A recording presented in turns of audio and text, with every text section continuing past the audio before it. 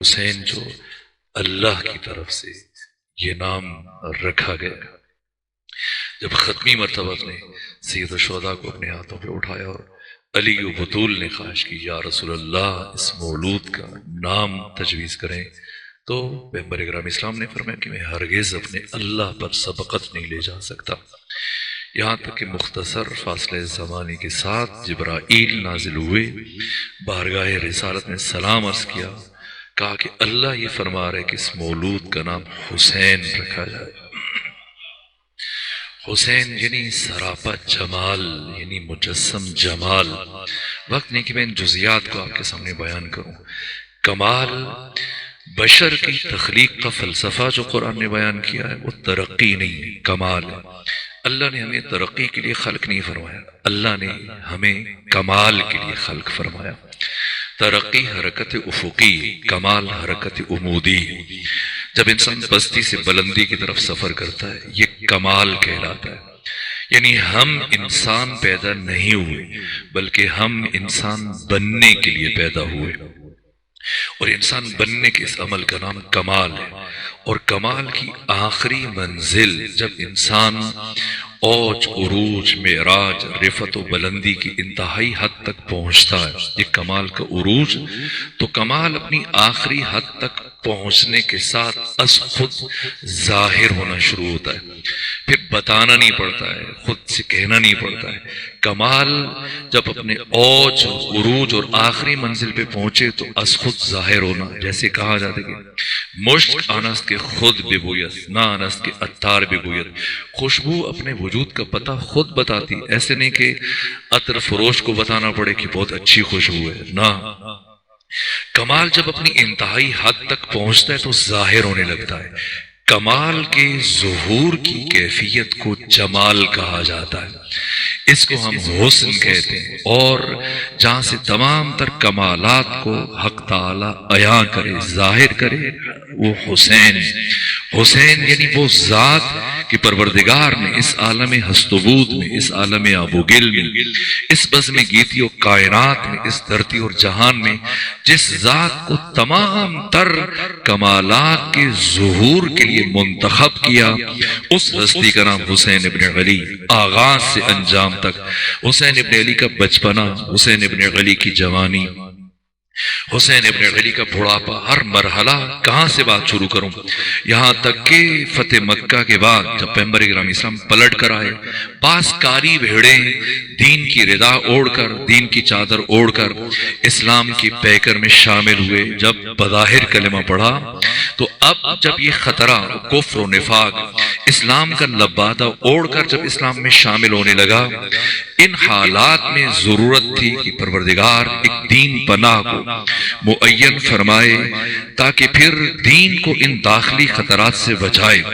اس لیے امر خدا وہ ختمی مرتبہ کے جو وحی الہی کے بغیر جن کی زبان جنبش نہیں کرتی، حرکت نہیں کرتی، پیغمبر اکرم اسلام مکہ سے پلٹنے کے بعد مدینہ میں مسلسل آپ کا معمول تھا، اس سے پہلے پیغمبر نے یہ کام انجام نہیں دیا، لیکن جب مکہ سے پلٹ کر گئے ہر روز مسجد نبوی جانے سے پہلے جیسے پیغمبر اکرم اسلام اپنے گھر سے روانہ ہوتے ہیں تو ختمی مرتبہ مسجد نبوی پہنچنے سے پہلے ایک گھر کے دروازے پر جا کر رک جاتے ہیں۔ اس گھر میں دو بچے رہتے ہیں، ایک کا نام حسن ہے، ایک کا نام حسین ہے۔ عجیب بات یہ کہ حسن مجتبیٰ اپنے بابا علی ابن ابی طالب کے ہمراہ مسجد چلے جاتے ہیں، لیکن فتح مکہ کے بعد حسین ابن علی کا معمول یہ کہ پیغمبر اسلام ہر روز آتے ہیں اور حسین ابن علی علیہ آلاف تحیت وثنا کو اٹھا کر اپنے ہمراہ لے کر جاتے ہیں اور اپنے داہنے جانب ممبر کے قریب بٹھا کر خود فراز ممبر پر تشریف لے جاتے ہیں، دین کے مسائل بیان کرتے ہیں، شریعت کے مسائل بیان کرتے ہیں، دین کی جزیات کو بیان کرتے ہیں، حلال و حرام کو بیان کرتے ہیں۔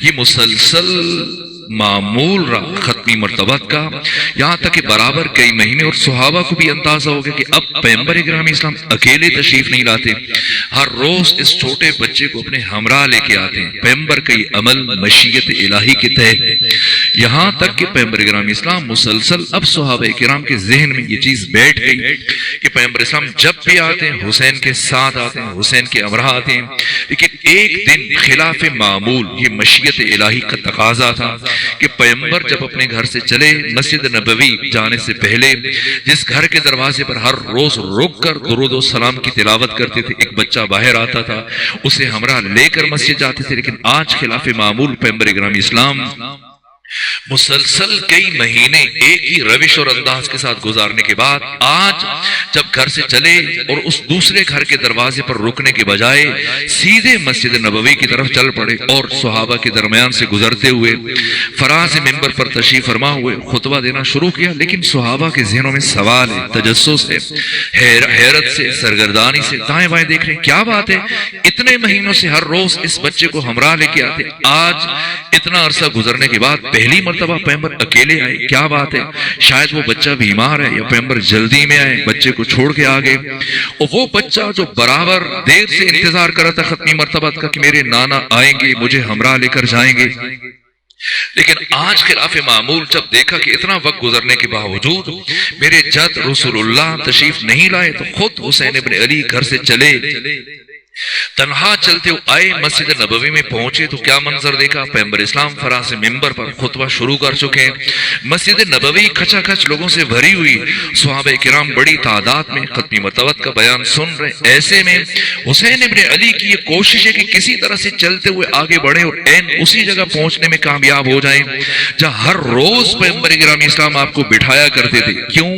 اس لیے کہ حسین ابن علی کا پیغمبر اکرام اسلام سے وہی تعلق ہے جو مچھلی کا پانی کے ساتھ ہوتا ہے، نہ حسین ابن علی پیغمبر اسلام سے دور رہ سکتے ہیں، نہ پیغمبر اکرام اسلام حسین ابن علی سے دور رہ سکتے ہیں، اسی کوشش میں جب حسین ابن علی آگے بڑھنے ناگاہ آپ کا قدم آپ کے دشداشے میں الجھا، حسین جب قدم الجھا دشداشے میں آپ زمین پر گرے اور پیغمبر اکرام اسلام کی نگاہ پڑی، آپ نے خطبہ روک دیا، جلدی سے ممبر سے نیچے اترے، چلتے ہوئے آگے بڑھے، حسین کو اٹھایا، سینے سے لگایا اور پھر اپنے ہمراہ دوبارہ ممبر پر تشریف لے کر گئے اور حسین ابن علی کو ہمراہ لے کر گئے، خطبہ شروع کیا لیکن موضوع بدل دیا۔ اس سے پہلے کہ میں عرض کروں کہ ختمی مرتبت میں فراز منبر سے کیا ارشاد فرمایا، جب اپنے نواسے حسین ابن علی کو اپنے ہمراہ لے کر گئے، میں دست ادب جوڑ کر سوال کرتا ہوں، خود پہلی بات ہے کہ میرا عقیدہ امامت مجھے اجازت نہیں دیتا کہ حسین گرے، اس لیے کہ حسین امام ہے اور امام بچپنے سے امام ہوتا ہے، جس طرح سے امام کا ایک ایک لفظ جچا تلا اور نپا تلا ہوتا ہے، اسی طرح سے امام کا ایک ایک قدم جچا تلا اور نپا تلا ہوتا ہے، لغزش کا امکان نہیں ہے، لرزش کا امکان نہیں، یہ ممکن نہیں کہ حسین گرے، لیکن آج خود خدا کی مشیت ہے کہ حسین گرے تاکہ قیامت تک آنے والے انسانوں پر مقام حسین روشن ہو جائے، حسین ابن علی کی عزت و مقام و شرف عیاں ہو جائے۔ ادھر حسین گرے، ادھر ختمی مرتبت ممبر چھوڑ کر آئے، حسین ابن علی کو اٹھایا، سینے سے لگایا، گریا کرتے دوبارہ ممبر پر تشریف لے کر گئے، کچھ دیر حسین ابن علی سے پیار کرتے رہے، آپ کے ہاتھوں کے بوسے لیتے رہے، آپ کی پیشانی کے بوسے لیتے رہے، آپ کے لبھائے مبارک کے بوسے لیتے رہے، آپ کی گردن کے بوسے لیتے رہے، اس کے بعد پھر اپنا بیان تبدیل کیا۔ لیکن اس سے پہلے کہ میں عرض کروں کہ ختمی مرتبات میں حسین ابن علی سے متعلق کیا بات کی، میں دست ادب جوڑ کر روح رسول سے سوال کرتا ہوں، یا رسول اللہ، آپ گھر میں تشریف فرما نہیں ہے، کسی نجی محفل میں نہیں ہے، آپ مسجد میں ممبر پر تشریف فرمائیں، کار منصبی انجام دے رہے ہیں، کار رسالت انجام دے رہے ہیں، بچے گرتے ہیں، اگر حسین گر گئے تو کیا ہوا، کیا نعوذ خاکم بدہن حسین ابن علی کسی بلندی سے گرے یا کسی چھت سے گرے، نہ چلتے ہوئے گرے ہیں، خود اٹھ کے بیٹھ جائیں گے، یا حسین ابن علی جس صحابی کے پاس گرے وہ صحابی اٹھا دے گا۔ آخر کیا ہوا کہ آپ نے خطبہ روک دیا، کسی اور سے کہے وہ حسین کو اٹھائے، لیکن نہ، خطبہ روک کر آپ ممبر سے نیچے اترے اور پھر خود چلتے ہوئے آگے گئے، حسین کو اٹھایا اور اٹھا کر وہی بٹھا دیں، یا جہاں ہر روز بٹھاتے تھے ممبر کے داہنے جانب وہی حسین ابن علی کو بٹھائیں، پھر جا کر خطبہ شروع کریں، لیکن نہ، نیچے بٹھانے کے بجائے خود حسین ابن علی کو ہمراہ لے کے گود میں بٹھایا، اور چلے گود میں بٹھایا تو کم سے کم ختمی مرتبت نے جہاں بات چھوڑی تھی، دین بیان کر رہے ہیں، شریعت بیان کر رہے ہیں، حلال و حرام بیان کر رہے ہیں، دین کی جزیات کو بیان کر رہے ہیں، تو تقاضا ہے کہ جو بات جہاں چھوڑی اسے آگے بڑھائیں، اسے مکمل کریں۔ لیکن ختمی مرتبہ جو بیان کر رہے تھے اسے وہی چھوڑا اور ایک نیا بیان شروع کیا اور فرمایا، یا معاشر اصحابی اعرفوا ھذا حسین بن علی، اے میرے صحابہ پہچانو یہ حسین ابن علی. یہاں سے امام حسین کے تعارفات شروع کیے جن کی طرف میں اشارہ کروں گا، لیکن دست ادب جوڑ کر عرض کروں کہ یا رسول اللہ، آپ نے دین کے بیان کو، شریعت کے بیان کو، حلال و حرام اور مسائل کے بیان کو چھوڑ کر کیوں؟ یہ اسلام احساسات، جذبات، عواطف سے بالاتر ہے. اسلام دین عقل ہے، دین معرفت ہے، دین حکمت ہے، دین بصیرت ہے، دین آگاہی، دین شعور ہے. پیغمبر اکرام اسلام حکیم امت اسلامی، عقل کل، مجسم عقل، سراپا عقل، احساسات و جذبات اور عواطف سے بالاتر. اگر بچہ گر گیا تو کیا ہوا؟ اٹھ جائیں گے. لیکن کیا ہوا کہ آپ نے خطبہ روکا، ممبر سے نیچے اترے، پھر حسین کو ہمراہ لے کے آئے، پھر گود میں بٹھایا، پھر حسین کی باتیں شروع کر دی. کیوں؟ پیغمبر اکرام اسلام نے اپنے اس عمل سے دنیا کو قیامت تک آنے والے باشعور انسانوں کو پیغام دیا کہ سمجھ لو اور جان لو کہ میں جو ممبر سے بیان کر رہا تھا یہ دین تھا، اور دین کا بیان کسی طور نہیں رک سکتا، چاہے کچھ بھی ہو جائے. یہ دین کی عظمت ہے، یہ دین کا مقام ہے، یہ دین کا شرف ہے. دین کا بیان کسی طور نہیں رک سکتا، چاہے کچھ بھی ہو جائے. لیکن اگر کبھی دین کے بیان کے سامنے دین پناہ گر جائے تو پھر دین پناہ کے احترام میں دین کے بیان کو رک جانا چاہیے. اس لیے آگے بڑھے، حسین ابن علی کو اٹھایا اور سینے سے لگایا، اور اب جو موضوع شروع کیا فرمایا یا معاشر اصحابی اعرفوا ھذا حسین ابن علی. اے میرے صحابہ پہچانو یہ حسین ابن علی ہے. کون حسین؟ پہلا تعارف، ان الحسین افضل الخلق ابا و اما و جدا و جدتا. یہ حسین ہے جو اشرف ہے ساری کائنات سے، اعلیٰ ہے ساری کائنات سے، اکمل ہے ساری کائنات سے، بالا ہے ساری کائنات سے. کس اعتبار سے؟ ابا و اما و جدا و جدتا، باپ کے اعتبار سے، ماں کے اعتبار سے، دادا کے اعتبار سے، دادی کے اعتبار سے، نانا کے اعتبار سے، نانی کے اعتبار سے. پوری کائنات میں حسین کے باپ جیسا کسی کا باپ نہیں. پوری کائنات میں حسین کی ماں جیسی کسی کی ماں نہیں ہے، نہ حسین کے دادا جیسا کسی کا دادا ہے، نہ حسین کے دادی جیسی کسی کی دادی ہے، نہ حسین کے نانا جیسا کسی کا نانا ہے، نہ حسین کی نانی جیسی کسی کی نانی. یہ نسبی تعارف. اور پھر آپ کے تعارفات بیان کرنے شروع کیے، ان الحسین مصباح الہدی و سفینۃ النجاہ. اور پھر امام حسین کی حتیٰ شہادت کی خبر دی ہے. اسے اہل تسنن کے بنیادی ترین منابع میں بیان کیا گیا. یہاں تک کہ امام طبرانی نے، جن کی وفات 360 ہجری میں ہوئی، انہوں نے بھی اس حدیث کو بیان کیا کہ پیغمبر اکرم اسلام نے فرمایا کہ ان الحسین سیقتل بارض یقال لها کربلا، کہ مستقبل قریب میں میرا یہ بیٹا ایک مقام پر شہید کیا جائے گا، اس جگہ کا نام کربلا ہے. فمن شہد منکم فلینصروا، تم میں سے جو اس وقت حسین ابن علی کو پائے تو اس پر واجب ہے کہ میرے بیٹے حسین ابن علی کی نصرت کرے. ان فی قتل الحسین لحرارۃ لا تبرد ابدا. یہ حسین ابن علی کے تعارفات، یہ شرف، یہ مقام. حسین کون؟ وہ ذات کے تمام تر عزتوں کو، تمام تر فضیلتوں کو، تمام تر شرافتوں کو، تمام تر کمالات کو، اللہ نے تمام کمالات کے ظہور کے لیے جس ہستی کا انتخاب کیا اس ہستی کا نام حسین ابن علی. بچپنے سے لے کر شہادت تک 57 سالوں میں کس کس مرحلے میں آپ کے بچپنے میں حسین ابن علی امام عزت ہیں، حسین ابن علی امام غیرت، امام شرف. کیا شرف ہے، کیا مقام ہے، کیا جود و عطا ہے. یہاں تک کہ پھر اگر آپ باقی زندگی سے گزرتے وہ ایک دن جو بظاہر ایک دن ہے تو چند گھنٹوں پر مشتمل ہے، لیکن نہ اس دن کو ہم باقی دنوں میں شمار نہیں کر سکتے. عاشور کا دن بظاہر ایک دن ہے اور انسان سمجھتا ہے شاید ایک سال کے 12 مہینوں میں سے کسی مہینے کا ایک دن، لیکن ایسا دن جو ازل سے لے کے ابد تک تمام زمانوں پر محیط ہے، تمام مکانوں پر محیط ہے. وہ دن جس کا طلوع ہوا لیکن جس کا غروب نہ ہوا، یہ آفتاب بے غروب رو، وہ دن جس دن اللہ نے حسین ابن علی کے اپنے جمال کو، جس کا نام حسین ابن علی ہے، اس کائنات میں آشکار فرمایا، جس کی تفسیر میں ثانی زہرا نے عبید اللہ ابن زیاد کے دربار میں یہ فکر ارشاد فرمائے. جب اس نے ہنستے ہوئے پوچھا علی کی بیٹی بتا تو نے کربلا میں اپنے خدا کو کیسا پایا؟ لبھائے زینبی میں جنبش پیدا ہوئی. فرمایا ما رأیت الا جمیلا، میں نے کربلا میں اپنے خدا کو بہت حسین دیکھا ہے. اب سمجھنا ہے کہ حسین ابن علی یہ نام جو پروردگار نے اس مولود کا رکھا، راز کیا ہے، حکمت کیا ہے؟ حسین ابن علی عزتوں کا قرآن، طہارتوں کا وہ قرآن کہ جب ختمی مرتبہ تشریف لائے، ام الفضل جو اس گھر کی کنیز تھی آگے بڑھی، پیغمبر سامنے فرمایا میرے بیٹے حسین کو میرے ہاتھوں پہ رکھو. تو کہنے لگی کہ ابھی ہم نے حسین کو غسل نہیں دیا. پیغمبر اکرام اسلام کے چہرے پر برہمی کے آثار ظاہر ہوئے. فرمایا اے ام الفضل تو اس حسین کو کیا غسل دے گی جسے میرے پروردگار نے طاہر و طیب و پاک خلق کیا؟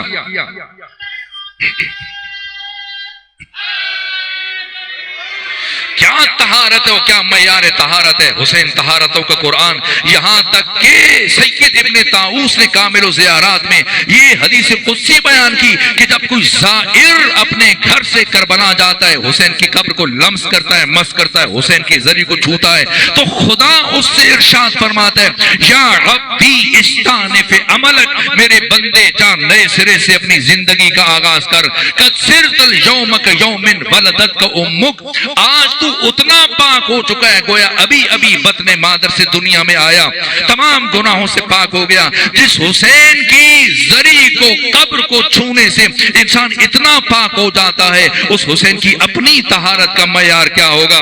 حسین عزتوں کا قرآن، حسین طہارتوں کا قرآن، وہ حسین جو خود خدا کی مشیت کا دوسرا نام ہے، جو دید ثانی زہرا نے بشر کو عطا کی. ہم سمجھتے ہیں کہ ابھی یہ چند دن پہلے جو 28 رجب، یہ 4-5 دن پہلے ہم کہ حسین نے مدینہ چھوڑا، نہ سمجھنا ہے حسین کون ہے.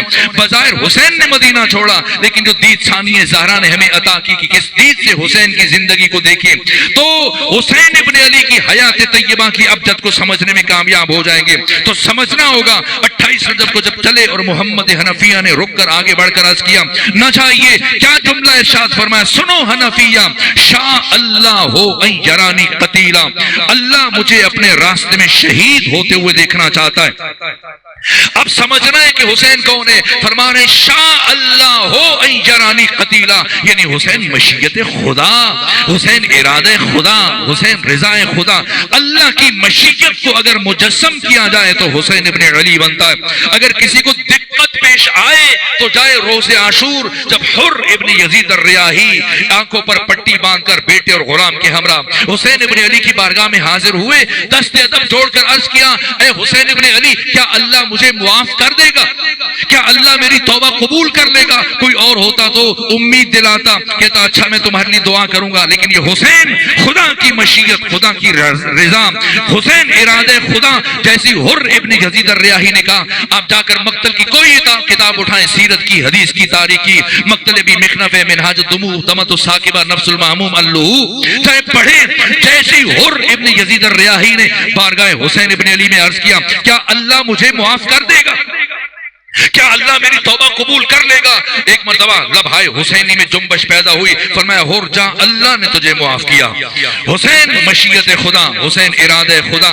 آپ دیکھیں اور پھر ایک ایک مرحلے پر کس طرح سے ان صفات کا ظہور ہو رہا ہے، کمالات کا ظہور ہو رہا ہے. انسان معمولی پریشانی میں اپنے پاس رکھی ہوئی چیز بھول جاتا ہے اور ادھر ادھر کی بہکی بہکی باتیں کرنے شروع کر دیتا ہے. لیکن یہاں پر عزیز ترین ہستیوں کی شہادت کے بعد 3 دن کی پیاس کے باوجود، جبکہ تمام تر مصائب اس عروج پر ہیں کہ پوری دنیا مل کر جس ایک مصیبت کو اکیلے برداشت نہ کر سکے، وہ سارے مصائب حسین برداشت کر رہے ہیں. اس کے باوجود طمانینت قلب کی کیفیت کیا ہے. ایک مرتبہ ابو ثمامہ ساعدی آپ کے صحابی آگے بڑھے، عرض کیا فرزند رسول کیا نماز کا وقت ہو گیا؟ کیا نماز کا وقت ہوا؟ تو شاید امام حسین توقف کرتے، سوچتے، لیکن سمجھ رہے ہیں حسین کون ہے. حسین ابن علی حامل نفس مطمئنہ. ایک مرتبہ جیسے ہی ابو ثمامہ ساعدی نے عرض کیا، فرمایا لا نعم. حیرت سے پوچھنے لگے ابو ثمامہ ساعدی فرزند رسول میں کیا سمجھوں؟ ابھی میں آپ کی خدمت میں حاضر ہوا اور آپ مجھ سے کہیں کہ دوبارہ بھی آئیں گے کبھی یہاں ہمارے ہاں اس گاؤں میں گفتگو کے لیے، مجلس کے لیے، خطاب کے لیے. میں کہوں نہیں. ہاں تو آپ کیا سمجھیں گے؟ نہیں.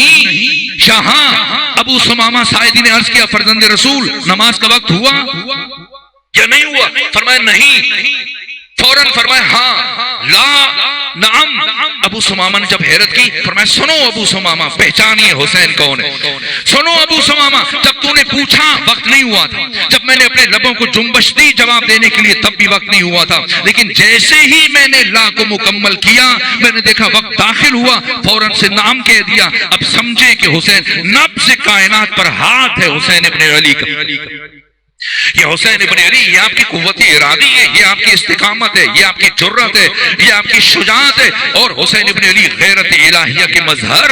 یہاں تک جب حملہ کرتے تھے روز عاشور، کئی کلومیٹر تک حملہ کرتے ہوئے دشمن کے ہزاروں کو لشکر کو ہانکتے ہوئے جاتے تھے. اور پھر عزت الہیہ کے مظہر، غیرت الہیہ کے مظہر. پھر استاد حق شہید مرتضیٰ مطہری فرماتے ہیں حسین کئی کلومیٹر دشمن کو بھگانے کے بعد پھر پلٹ کے آتے. ایک ٹیلا اپنے لیے خیام کے گرد منتخب کر رکھا تھا. اس ٹیلے پر کھڑے ہو کر بلند آواز سے کہتے تھے لا حول ولا قوت الا باللہ، تاکہ اہل حرم کو آپ کی موجودگی کا احساس ہو جائے. وہ شجاعت بچپنے میں جو انداز ہے، کیا شجاعت ہے. یہاں تک کہ جب حج کے لیے گئے تھے، پیغمبر اکرام اسلام کی رحلت کے چند مہینے گزرنے کے بعد جب حج کے لیے تشریف لے کر گئے اور پلٹ کر آئے، پیغمبر اسلام نے امام حسین کو بچپنے میں ایک زمین تحفے میں دی تھی.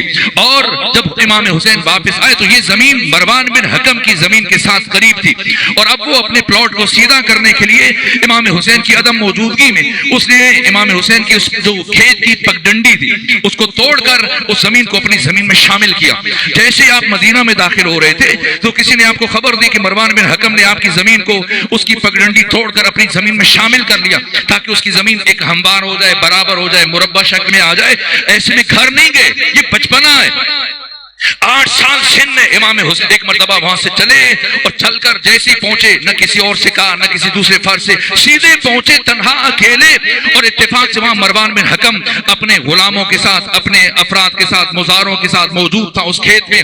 آگے چلتے ہوئے بڑھے اور بڑھ کر اسی کا امامہ جو اس نے سر کے اوپر پگڑی پہن رکھی تھی اتار کر اس نے گلے میں اس طرح سے دونوں ہاتھوں سے کہ ایک مرتبہ اس کی آنکھیں باہر آ رہی تھی اور مرنے کے قریب تھا. یہاں تک کہ باقی افراد نے سفارش کی کہ فرزند رسول اسے معاف کر دیجئے. یہ جرت ہے. یہاں تک کہ 28 رجب کو اکیلے گورنر ہاؤس کے اندر تشریف لے کر گئے. جب ولید بن عتبہ نے طلب کیا اور جب امام حسین نے گفتگو کی اور پلٹ کر واپس جا رہے تھے، یہ شجاعت، یہ جرت اظہار، حیران ہو جاتے انسان. قدم قدم پر طرح سے کمالات کا ظہور ہو رہا ہے. یہ نام حسین کی حکمت کی طرف اشارہ کر رہا ہوں. یہاں تک کہ جب پلٹ کر جا رہے تھے مروان بن حکم نے ولید بن عتبہ سے کہا کہ حسین کو یہاں سے جانے نہ دو، اگر ابھی حسین چلے گئے دوبارہ تمہارے ہاتھ نہیں آئیں گے. ایک مرتبہ جیسے یہ جملے امام حسین کے کانوں سے ٹکرائے، شہید مرتضیٰ مطہری نے کہا جیسے بجلی چمکتی ہے. حسین پلٹے اور پلٹ کر مروان بن حکم کو گریبان سے پکڑا اور پکڑنے کے بعد اتنا بلند کیا کہ مروان بن حکم کا سر دارالامارہ گورنر ہاؤس کی چھت سے ٹکرانے لگا. اور پھر بلند کرنے کے بعد حسین ابن علی نے مروان بن حکم کو زمین پر پٹکا اور پٹکنے کے بعد فرمایا اے مروان، تو کب سے اس قابل ہو گیا کہ حسین ابن علی کے ساتھ گفتگو کر سکے.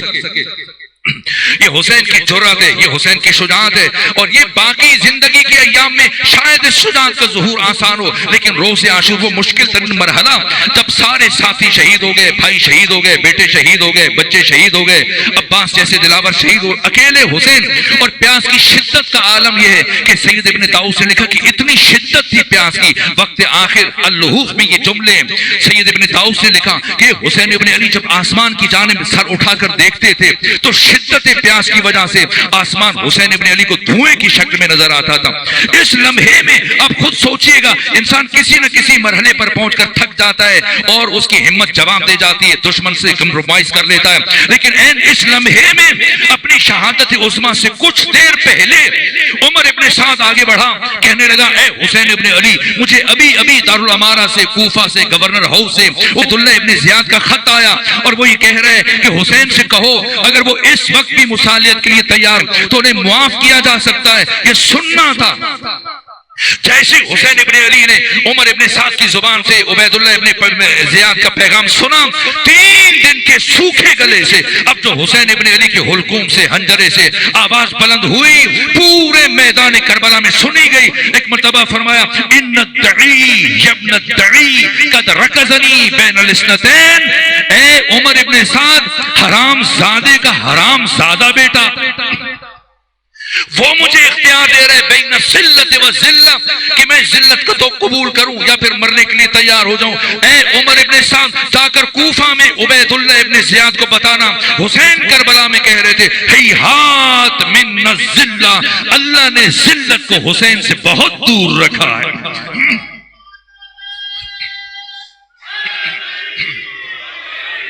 حسین ابن علی غیرت الہیہ کا مظہر، حسین ابن علی عزت الہیہ کا مظہر، حسین ابن علی جلال خدا.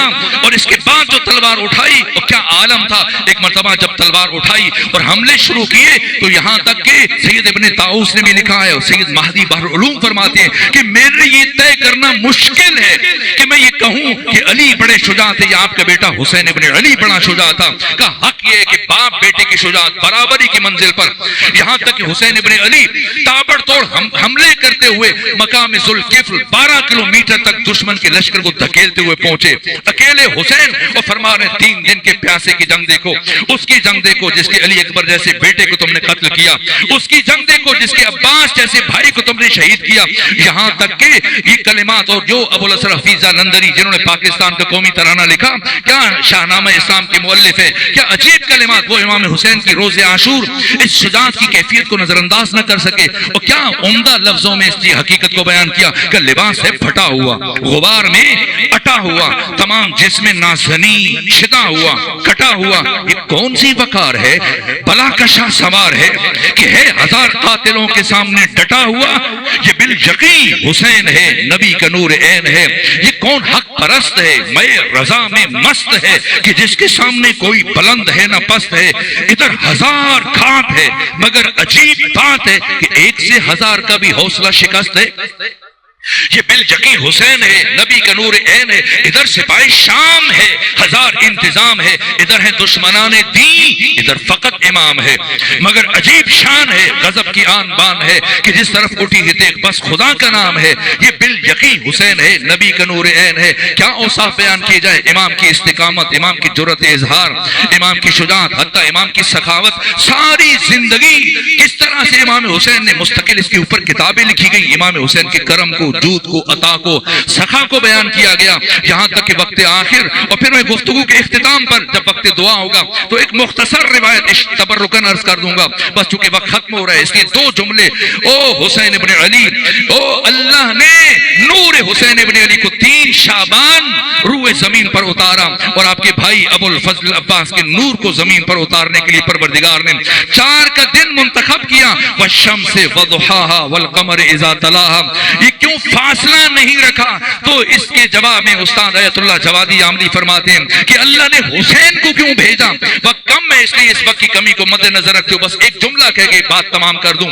وہ اللہ نے نور حسین کو زمین پر کیوں اتارا اور نور ابو الفضل عباس کو زمین پر کیوں اتارا؟ فلسفہ ارسال نور حسین ابن علی کیا ہے؟ کہا کہ اللہ نے 3 شعبان کو نور حسین اس لیے روح زمین پر اتارا پیکر بشری میں تاکہ انسانوں کو خدا کی معرفت حاصل ہو جائے، تاکہ انسانوں کو پروردگار کی معرفت حاصل ہو جائے. اور پھر 3 شعبان کو حسین کو بھیجنے کے بعد 4 شعبان کو عباس کو اس کائنات میں کیوں بھیجا؟ تاکہ انسانوں کو حسین کی معرفت حاصل ہو جائے کہ شرف حسین کیا ہے، مقام حسین کیا ہے. اب ابو الفضل العباس فنا فی ذات التوحید کیا شرف ہے. خود ہمیں ہم تک ان حقائق کو پہنچانے کے لیے مولا متقیہ نے اپنے بڑے بھائی جناب عقیل سے فرمایا عقیل اب ماہر علم انصاب عرب ہیں، جائیں ڈھونڈیں کسی ایسے خاندان سے ایسی شجاع خاتون کا انتخاب کریں کہ جو مجھے کربلا میں میرے بیٹے حسین کی فوج کا علمبردار دے سکے. یہاں تک کہ جناب عقیل اب تتبع تفحص کے بعد ڈھونڈتے ہوئے پہنچے قبیلہ بنی کلاب کے سردار جناب حزام کے پاس اور جب ان سے گفتگو شروع کی اور غایت بیان کی میرے آنے کا مقصد کیا تو جناب حزام اٹھ کر کھڑے ہوئے کہ میں اتنا خوش نصیب کہ داماد مصطفیٰ میرا داماد بن سکے. تو کہا مجھے قبول ہے. فرمایا نہ، مولا متقیان کی طرف سے یہ شرط ہے کہ باپ کے علاوہ بیٹی سے بھی پوچھا جائے. اگر اتنا جانتی ہوں رات جب میں سو رہی تھی میں نے عالم خواب میں ایک انتہائی نورانی چہرے والی بیوی کو دیکھا جنہوں نے میری پیشانی چوم کر مجھ سے کہا ام البنین مبارک ہو کہ ان قریب تم میرے بیٹے مبارک ابو الفضل عباس کہ جس دن جب دنیا میں آئے مولا متقیان نے اپنے ہاتھوں پہ اٹھا کے آپ کے داہنے کان میں آذان کہی، بائیں کان میں اقامت کہی. اس کے بعد ثانی زہرا آگے بڑھی، زینب بنت علی آگے بڑھی. کہا بابا کچھ لمحوں کے لیے بھیا عباس میرے ہاتھوں پہ رکھیں. اور جب ثانی زہرا نے جناب ابو الفضل عباس کو اپنے ہاتھوں پہ اٹھایا پیشانی کا بوسہ لے کر کان میں ایک جملہ کا دوبارہ سے جناب عباس کو بس آخری جملہ عرض کروں بابا کی گود میں رکھا تو علی پوچھتے ہیں بیٹی زینب آپ اپنے بھائی عباس کے کان میں کیا کہہ رہی تھی؟ کہا بابا میں اپنی ماں فاطمہ زہرا کی وصیت پر عمل کر رہی تھی.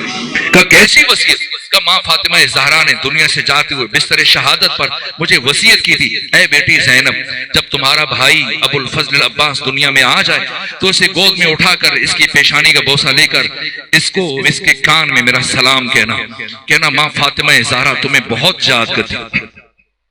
اب مستشرقین جیسے جیسے بشر کربلا کی طرف متوجہ ہو رہا ہے، اہل تشیع سے گزرتے ہوئے خود اہل تسنن، حتیٰ مستشرقین غیر مسلم اسلام شناس، یہاں تک ایک عیسائی خاتون نے جو تحریر لکھی ہے، علامہ تقی جعفری نے اپنی تاریخی کتاب حسین ابن علی شہید فرہنگ پیشرو بشریت، اس میں یہ جملہ لکھا، کہا کہ ایک عیسائی خاتون کے کلمات ہے کہ ابو الفضل العباس کسی فرقے کی میراث نہیں ہے، کسی گروہ کی میراث نہیں ہے، کسی مسلک کی میراث نہیں ہے، بلکہ ابو الفضل العباس سرمایہ بشریت ہے. کیا وزنی جملہ کہا کہ 8,500 سالہ انسانی تاریخ میں اب تک بشر 21 تہذیبیں گزار چکا ہے، 21 تمدن، 21 کلچر، 21 ثقافتیں. اور پھر اس خاتون نے کہا، عیسائی خاتون، کہ ہر انسانی تہذیب میں کچھ قدریں ویلیوز ہیں، لیکن ضروری نہیں کہ اگر ایک تہذیب نے ایک قدر ویلیو کو اہمیت دی دوسری تہذیب بھی اس قدر کو وہی اہمیت دے، یہ ضروری نہیں. پھر کہا ایک قدر اور ویلیو وہ ہے جسے ہر عصر میں ہر انسانی تہذیب نے سب سے زیادہ پسند کیا، اور اس قدر کا نام ہے وفا، اور اس کائنات میں وفا کی معراج کا نام ہے ابو الفضل العباس. کہا اس لیے ابو الفضل العباس کسی فرقے کی میراث نہیں ہے، ابو الفضل العباس سرمایہ بشریت ہے کہ قیامت تک آنے والا انسان فخر کر سکتا ہے کہ میں اس زمین پر زندگی گزار رہا ہوں جس زمین پر کبھی عباس جیسی باوفا ہستی کے قدم پڑے. یہاں تک ایک ہندو شاعر نے لکھا کہ ہے جہاں میں اس قدر مخمور غم عباس کا، اور نقش سجدہ بن گیا ہے ہر قدم عباس کا، اور بدعتیں کہہ کر مسلمان جب الگ ہو جائیں گے ہندو ہو کر ہم اٹھائیں گے علم عباس کا.